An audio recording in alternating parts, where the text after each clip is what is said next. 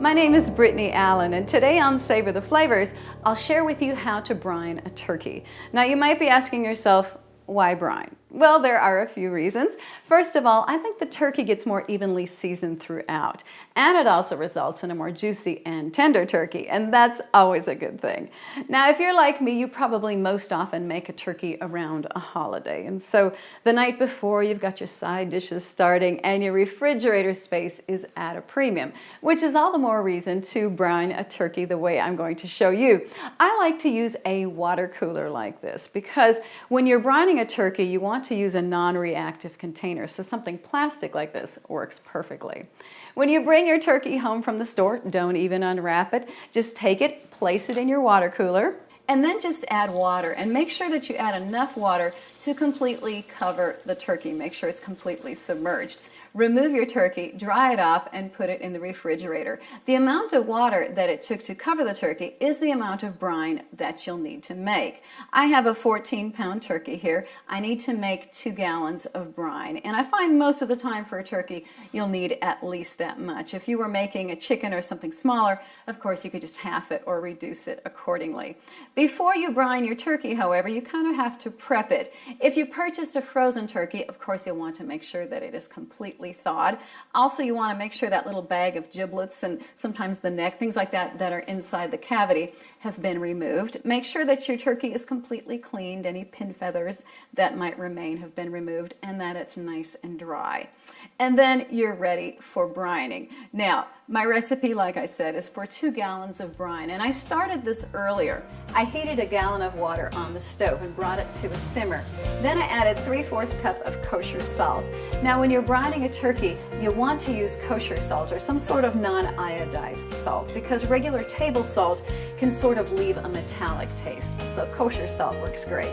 And then I added 3/4 cup of maple syrup, 1 head of garlic where I separated the cloves, peeled them, and slightly smashed them, a small bunch of fresh sage, a small bunch of fresh thyme, 2 bay leaves, and a tablespoon of whole peppercorns. Now I just heated this and stirred it until the salt dissolved, then turned off the heat and put the cover on. And you just want to let that steep until it cools to room temperature. And you want to make sure that it has completely cooled to room temperature before you put it over your turkey. Now we're going to take our turkey and place it in our water cooler. And I like to do so with the cavity facing upward. Get you in there. Okay. And then we're going to add 2 quarts of water.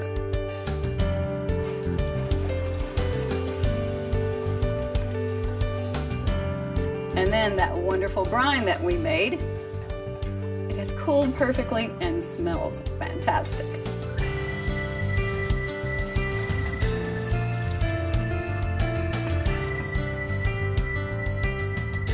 Oops, there's some peppercorns left in there. Let's get those out.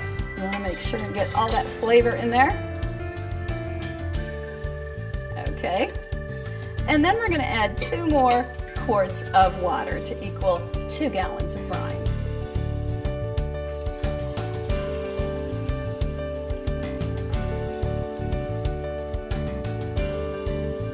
Okay, now all you have to do is make sure that it stays cool. You want to make sure that it stays at 40 degrees Fahrenheit or cooler for food safety. So we're going to put some ice in there, but I like to put it in these zip style bags. That way it doesn't dilute the brine at all. And also the turkey tends to want to float up, so the ice bags will weigh it down.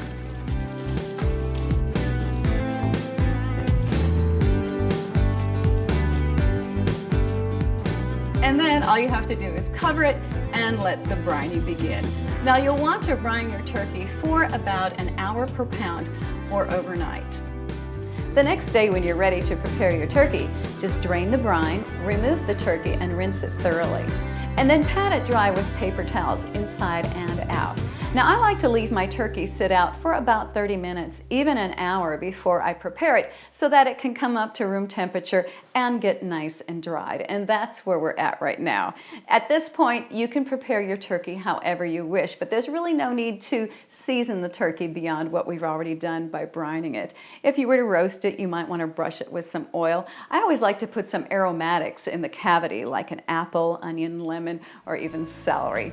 I hope you found this helpful, and I also hope the next time you make a turkey, you savor the flavors of a more tender, juicy, and flavorful turkey.